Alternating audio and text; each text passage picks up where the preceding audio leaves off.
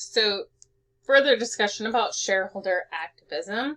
So another way that shareholders can create social responsibility is that they can put a resolution on for a vote before at the company's annual meeting.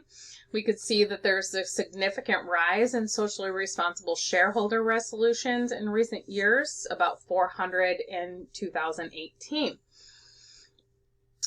Shareholders can place those resolutions on ballots. So as I said, one of the benefits of being a shareholder is that you get to vote on company policies. You vote for the board of directors, you vote at the annual meeting. You can also bring policies up for a vote. A very current example about this is that in January of this year, when Trump became president, he released a statement encouraging companies to stop DEI initiatives. And he highly encouraged companies to stop doing so. And some companies did drop their DEI initiatives so diversity, equity, and inclusion initiatives as a response. However, some companies kept theirs.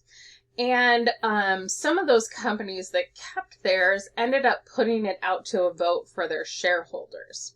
And every company that had a shareholder vote, more than 98% of their shareholders voted to keep their DEI measures on average. Costco, Apple, John Deere are examples of a couple of the companies in which this happened, that they put this out for shareholder vote, and the shareholders overwhelmingly voted to keep all diversity, equity, and inclusion measures and policies in place at the company and not to reject them. They all saw these DEI initiatives as a positive for the company and good for the company. I know I mentioned earlier that Target decided to get rid of all of their DEI initiatives, and now their shareholders are suing them because the company has lost so much value in the last 6 months. So again, your own personal beliefs on DEI initiatives or thoughts or opinions on those aside, much like ethics and social responsibility, they are shown to be big business. I also believe that DEI initiatives get a bad rap in a lot of the media, especially when we get into social media and people talking and sharing things like that. I think there's a lot of confusion about what DEI initiatives actually are supposed to do and what happens with them. And I think a lot of that negativity comes from misunderstanding of DEI, comparing it to affirmative action and other things. But anyway, if you just go with straight how well it works for profitability, you can see that companies with high DEI, much like high ethics, are have higher profits than companies that don't, or that have shed their DEI policies. But mostly that it is an example of shareholder activism policies recently. Okay, a lot of current issues. So environmental, social, and governance oversight. Government oversight changes. Every time that there is an administrative change, there is a change in government's oversight. So different political parties have different agendas, different presidents have different agendas, different members of Congress have different agendas. Laws change frequently.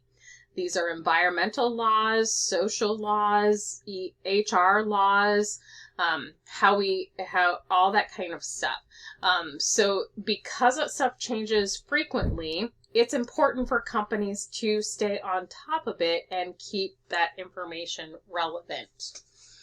Human capital management. Human capital are our employees.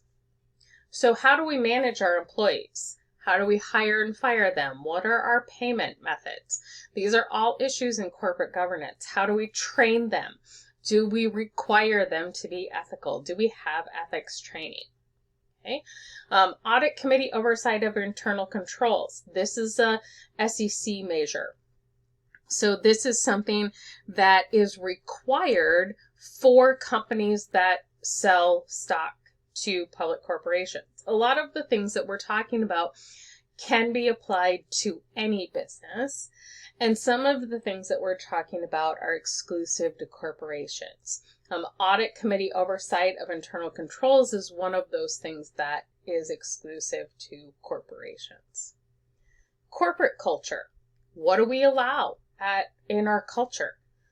Do we have a culture of social responsibility? Do we have a culture of environmental responsibility? Patagonia. Patagonia is one of the examples that you'll read about in this textbook that has a high corporate culture for environmental responsibility.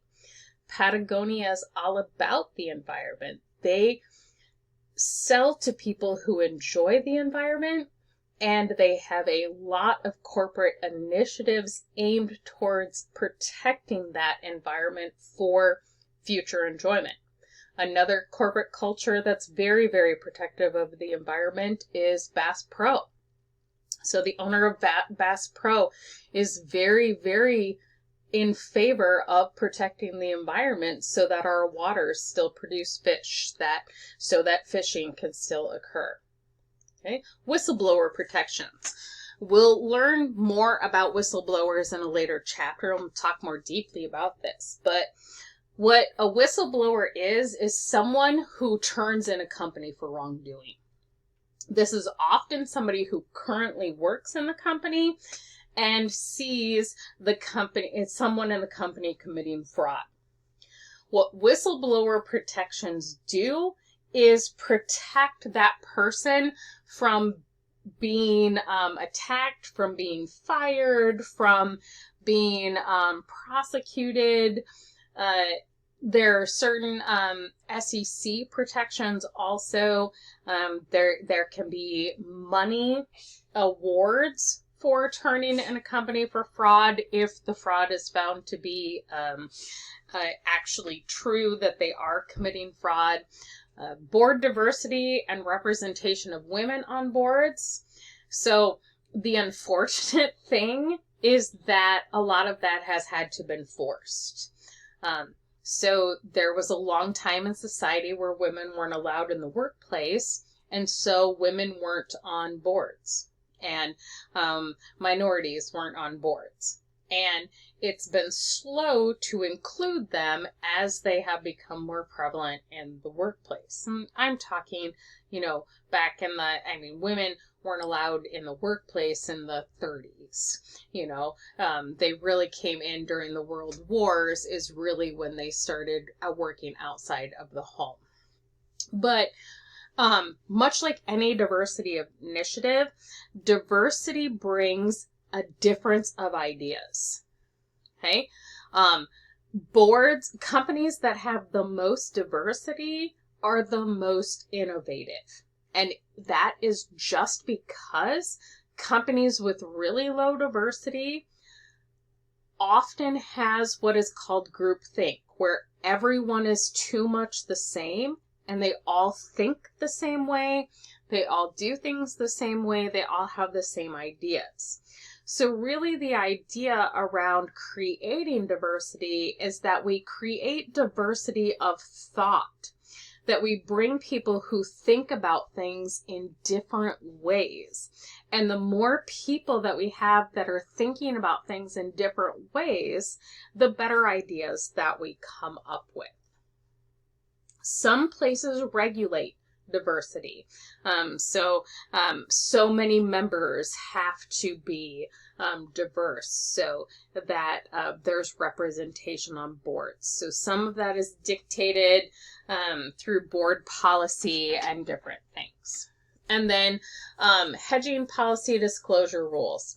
So how much information should we give to the public is another thing. How much should we tell them? How do we know when telling them something is going to create a lot of consumer trust versus telling them something is going to make everyone mad at us? So trying to decide, that's what hedging is risk management. Hedging is a form of risk management. And so trying to decide what kind of disclosure benefits us and what will have a negative impact. Okay, when you're trying to decide how to manage an issue, first you have to know what the issue is going to be. What do we think people are going to have problems with? We've just been found out for fraud, or we just released an ad campaign that now has people boycotting us. Okay, so how likely is that issue going to happen?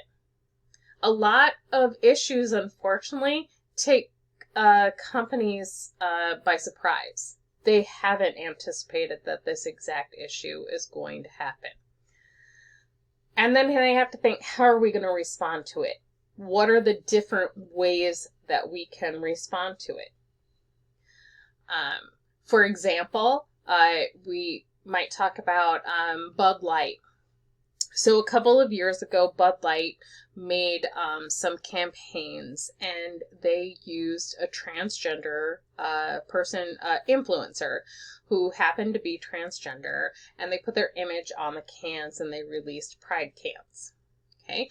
Now, Bud Light had released special edition Pride cans every year for years. They had, during the month of June, done Pride cans. This time they took an influencer and put their face on the can and made a campaign with them. It was taken negatively by their customers. Their customers were very upset by the campaign, called to boycott Bud Light, and Bud Light immediately ended the campaign, ended their contract with the influencer, fired their vice president of marketing, and completely just changed stance. So that was the action that they decided to take. Well, this action then angered another set of their customers. So one of the set of their customers who had views that were against transgender people were very, very loud about the entire campaign. And then the set of customers that liked that they did Pride campaigns and liked that this and championed that this advertising campaign had happened, they were very upset about the reaction that the company had caved to the demands of another set of customers. And so they actually had two different customer bases fighting about the very same issue. Okay. Now, their option was a volatile one. They fired people. Okay. They fired people and just scratched the entire campaign. Sometimes companies will come out and they'll say, we're sorry you disagree with this. It's an ad campaign. We're going to keep going with it. So there are a lot of different ways that a company can choose to respond. And then evaluate results and make adjustments if necessary. Now, the truth is, ultimately, Bud Light did ruin their reputation. They lost customers on both sides. They lost their place as the #1 selling beer in America, and they have not recovered that yet. So you don't ever know how somebody is going to react, and I'm sure they weren't anticipating the two different customer bases two different customer types fighting against each other, with very, very different reactions to the same exact issue. So when you're getting ready to do something that might be considered controversial, so we know that that's a controversial issue, and companies have to anticipate that that is going to, not all of their customers are going to be supportive of that. And so they have to think, how are we going to react to our customers?